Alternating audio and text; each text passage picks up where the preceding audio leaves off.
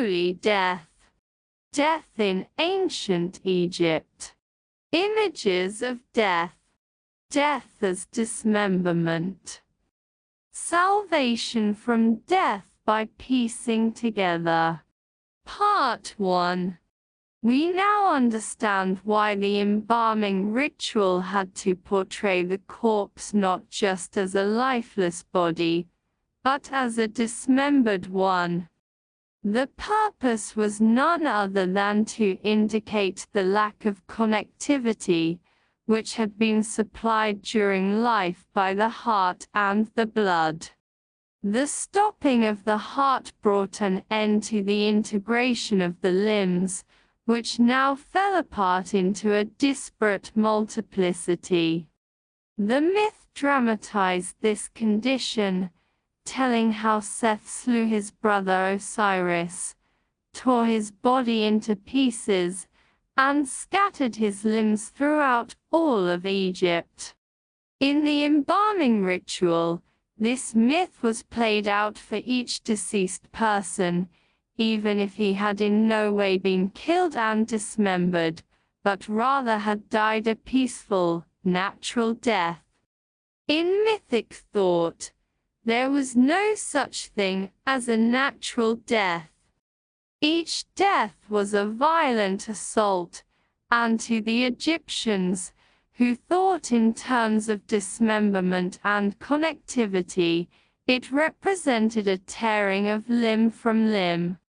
Scholars once thought that the dead were in fact carved into pieces, presumably to render them harmless and to protect posterity from revenants. Myths of dismemberment are attested throughout the world, especially in the context of shamanistic rituals, and they have been interpreted as reflections of this sort of burial customs. In the meantime, it has been recognized that in Egyptian texts, this talk of the collecting and piecing together of that which had been torn up and scattered is to be understood symbolically. The mythic image of the dismembered body represented a starting point for action.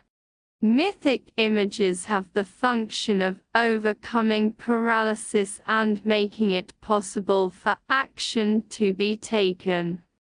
The Egyptian embalming ritual ideally took 70 days.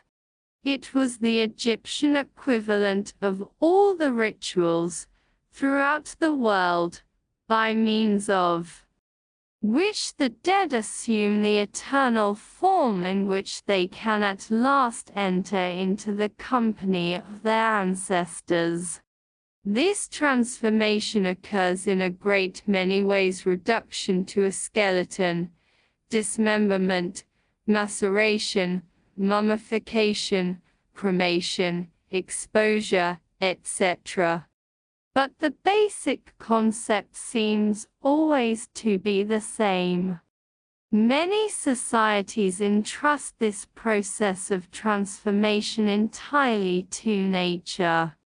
This leads to classic forms of double burial, in which, after a certain time, the corpse, now ripened into its final, eternal form, is exhumed and given its final burial. Other cultures, the most extreme of which is that of Egypt, take this process into their own hands and prepare the corpse for eternity by artificial, surgical, chemical, magical means. This process was conceived of as, and represented by, the image of membrane dissector reunited into a new entity.